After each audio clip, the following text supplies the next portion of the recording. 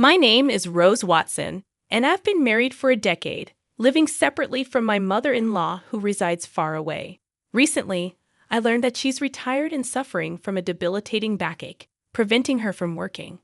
Consequently, my husband has been diligently sending her money each month. "Hey, make sure to transfer this month's money to Mom, will you?" he asked. I assured him, "Sure, no problem. I won't forget." "Even if I forget everything else, thanks. That helps a lot. I appreciate it." My husband visits his mother at least once a month, assisting her with tasks she can no longer manage. However, on one occasion, he returned from her place agitated, suddenly accusing me. "What the hell have you done?"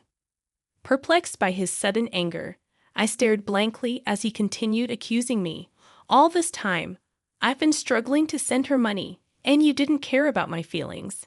I told you to transfer $1,000 every month." "I did transfer it," I insisted. "I'm telling you it's not been transferred. Do you have any idea how hard it is to send that $1,000? "I understand. I've had to take part-time jobs and scrounge for money just for that," he retorted. "Knowing all that, why didn't you send it?" "I did send it." "Why are you saying this?" "Just calm down a bit," I urged. "How can I be calm when Mom is struggling because she doesn't get the money from me and has even started doing piecework?" he exclaimed. "But I definitely did send it." "Are you saying my mom is lying?" I questioned. "Then there's no way my mom would lie to me. You can't just make an assumption and then get mad when it's not true. I don't even know why this is happening. I've been sending her the money you give me every month." "Then why is she doing piecework?" "She's in pain, lifting heavy boxes." "I don't know about that. I haven't seen it." "You never go to my family home." "I go every month, but you never come with me." "You just don't care about my mom," he accused. "That's not true. There's no need for me to go every month, and it's so far away." "I don't want to waste my only day off," I defended. "Waste your day off? It's visiting family. How can that be a waste?" he argued. "Well, that's your family.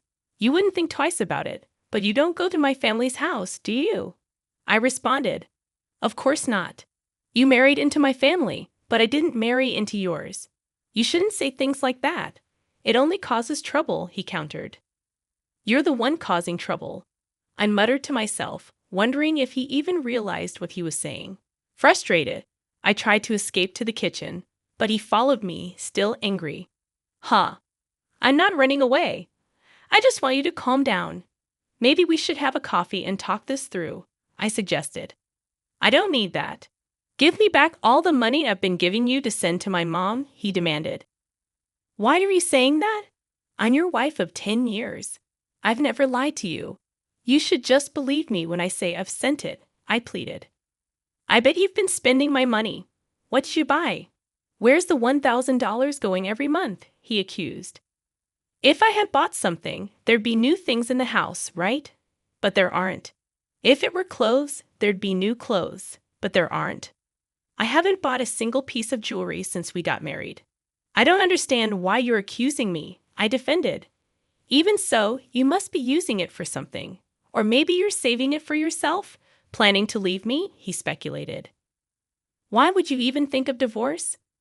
"We have kids," I questioned, bewildered by the sudden turn in our conversation. "I would never entertain such thoughts. How am I supposed to know I can't trust someone who lies like you? Why won't you understand that I've been sending the money to your mom?" "Then why isn't it reaching her?" "I have no idea. Could you be sending it to the wrong place? No way. I have your mom's bank account number registered with a bank. Unless she changes it, there's no way that could happen. Then the only thing I can think of is that you're stealing it." "Stealing?" "Yeah, that's right. You're stealing my money, not sending it to my mom. That's it. I want a divorce. I can't be with a thief like you. Let's get divorced. It's clear you've been stealing the $1,000 meant for my mom every month." "Hold on. Why does it have to come to this? What about her kids?" "I don't care about the kids. I don't need a wife who makes my mom suffer." No matter how much I tried to have a rational conversation, my husband just couldn't stay calm. and to say he didn't care about our kids. I've been desperately trying to make him believe me, but it's been hours of getting nowhere. Then there's nothing else to be done. After 10 years together, thinking this, I quietly responded to his demand for divorce. All right, divorce it is. Kicked out by my husband, I left the house with our child. Make sure you file the divorce papers. Conveniently, he had already prepared the divorce papers, as if he knew this would happen. I never thought I'd have to sign something like this, but now there was no other choice. I left the house, went straight to the office to file the papers, and decided to stay at my parents' house for now. My child was shocked by the sudden turn of events, but all I could do was reassure them with empty words, "It's going to be okay." Then, after settling down in a new place with my child, I got a call from my ex-husband, Mark. Something weird is happening. Out of the blue, Mark started talking as if we were still married. "What do you want with me, a stranger?" Now, I know we're strangers. You call me suddenly, don't even ask about your child, and say something weird is happening. You sound much weirder, you know. Well, here's the thing. I've been sending the money to my mom myself, but she says it's not being transferred. Maybe you're not transferring it. That's impossible. I did it myself. I don't know about that. Maybe you're doing it unconsciously, or perhaps you only dreamed you did it. Don't compare me with you. Then don't call me. I'm not free to deal with this. You're working as usual. So, you're free. How much more will he belittle me? He must think I'm just sitting around doing nothing. My bank statement shows I sent the money. The money's been withdrawn, but my mom says she didn't receive it. What do you think that means? Maybe you sent it to the wrong person. Then where did I send it? I don't know. Maybe you're giving it to some other woman. That's ridiculous to me. It's ridiculous to even have this conversation, but Mark doesn't seem to think so. Anyway, I have nothing to do with it. Wait, that's too cold. You can't just cut ties so easily. I'm not cold. The moment you decided on divorce, you were out of my life. How can you cut ties so easily? A woman doesn't look back. What's the use of dwelling on the past? On you, it's a waste. I'm in trouble here, not my problem. Can't you at least listen to me? How utterly self-centered. All right then, start from the beginning. Tell me what's happening and what's going on. Well, it was the day I said I wanted a divorce, remember? I went to check on Mom at her house, right? I asked her why she was doing piecework, even though I send her $1,000 every month. She said she hadn't received any transfers, so she had to do piecework to get by. Now I get it. That's why you were so angry, and you thought I was pocketing the money. Yeah, that's right. But even when you transferred it yourself, it didn't get there. Yeah, that's what's happening. So doesn't that mean it wasn't me? Well, I don't know about that. When you were in charge, maybe you were pocketing the money. That's awful. If that's what you think, then I'll go to your family's house myself. What are you going to do there? Maybe I'll find out something if I go. Yeah, maybe. So we ended up going to my husband's family house together for the first time in a while. When we got there, his sister was there. Oh, why are you here, Selena? I came back because I'm worried about Mom. What about your husband? We're divorced, just like Mark. Oh, so you divorced and came back to your family home? Yes, I did. When did you come back? 6 months ago. 6 months? Never mind that. Mom, is it true that you didn't receive the money I sent? It's true. It doesn't change the fact that the money wasn't received, whether both of you are here or not. But did you print out your account record in your bank book lately? Yes, I did. Just 2 days ago. Can I see the bank book? Sure, you can't show that. Why would you show a bank book to someone else? You're a stranger now. Why would you think she'd show you something so important? Are you out of your mind? But we can't know if the money really wasn't deposited unless we check. You don't need to see it. Then I'll look. I'm her son. It shouldn't matter. Fine, look. There's hardly anything in there anyway. My mother-in-law said this and then fetched the bank book from a drawer in the next room. But when we looked at the bank book, there were deposits and withdrawals. Look, Mark, there's a deposit from you here. and it was withdrawn the next day. That's quite punctual. Before this, even if you deposited it, it wasn't withdrawn immediately. I couldn't go to the bank much because of my back pain. I would wait until it was absolutely necessary, but since Selena came back, she's been going to the bank for me, which has been a big help. Ever since Selena returned, she's been the one going to the bank. The money was always withdrawn the next day, according to the bank book. Mark and I instinctively looked at her. What? I don't know anything about this, she said desperately. But from what we see here, it looks like you withdrew it, Selena. Mom doesn't go to the bank, and maybe someone else has Mom's card and is withdrawing the money every month. I don't have a card. I'm afraid of losing it, so I never made one, she replied anxiously. Tell the truth, Selena, Mark urged. All right, it was me. Mom told me to withdraw the $1,000 she was getting each month. I saw it was being deposited every month, so I thought borrowing a little bit would be okay. If you're borrowing it, are you planning to pay it back? I interjected. I intend to pay it back. I just don't have the money for it right now, she confessed. Why would you do such a thing? Mark questioned. I really needed the money. I only borrowed it because I had to. Besides, Mom's managing to get by. Isn't that fine? Selena justified. Were you that desperate for money? His mother softened her tone and asked. Then Selena completely changed her tone from her previous assertiveness, now playing the role of a pitiful victim. If that's the case, it can't be helped. Mark was kind enough to send the money. But this is an unavoidable situation. Yeah, if sister was in trouble, it's the family's job to help after all, Mark reasoned.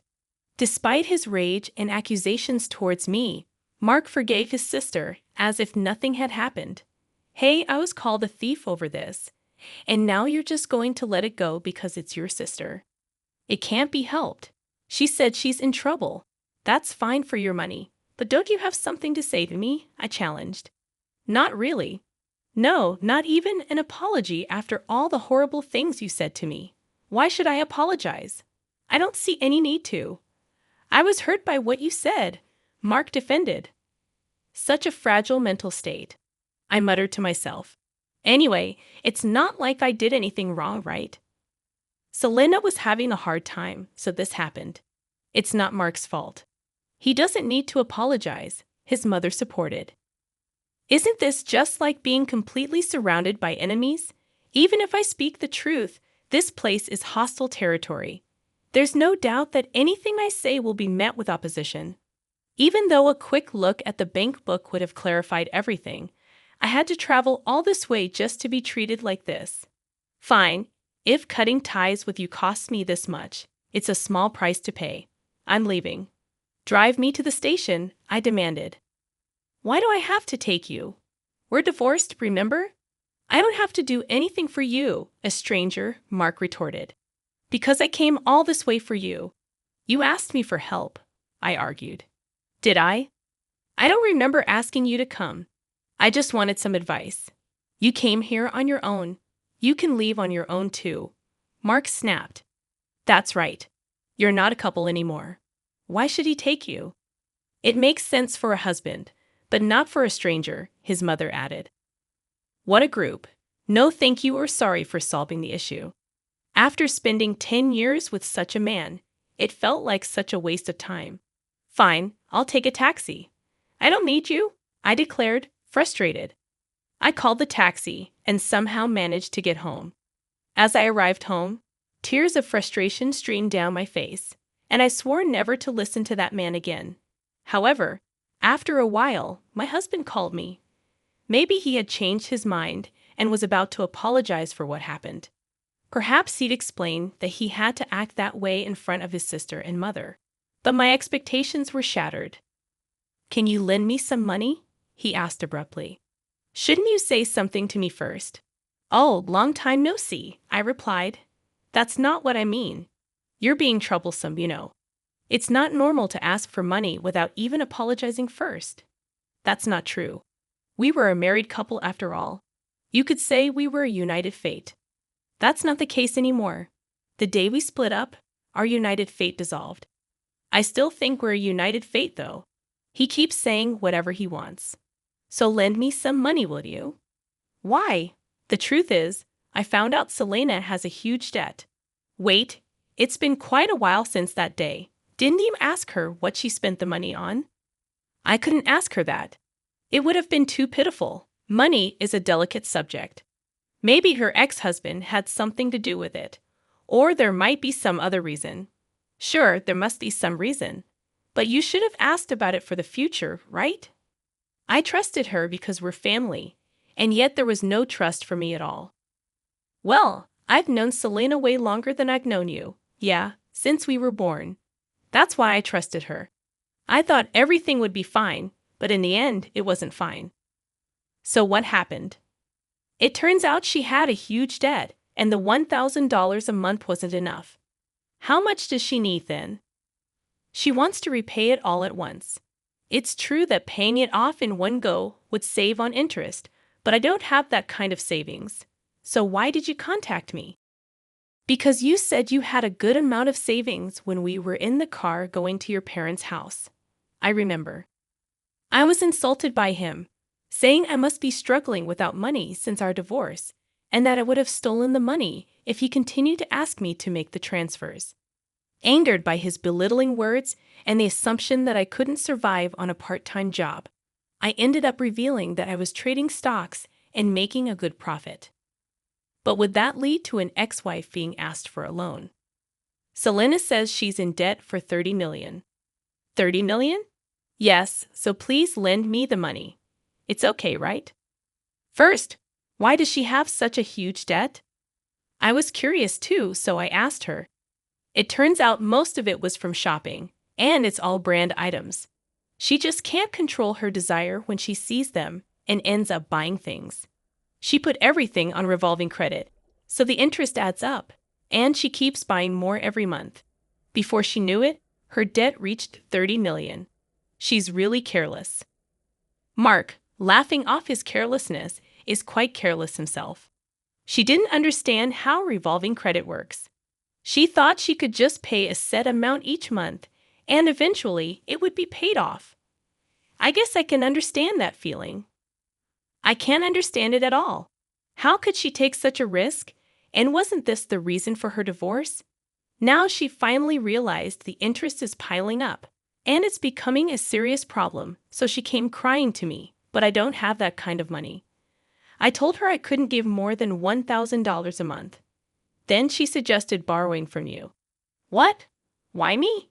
You said we were strangers, and you didn't even need to drive me to the station. That's all in the past. The past should be washed away like water under the bridge. What a selfish and convenient way of thinking. Would anyone accept that?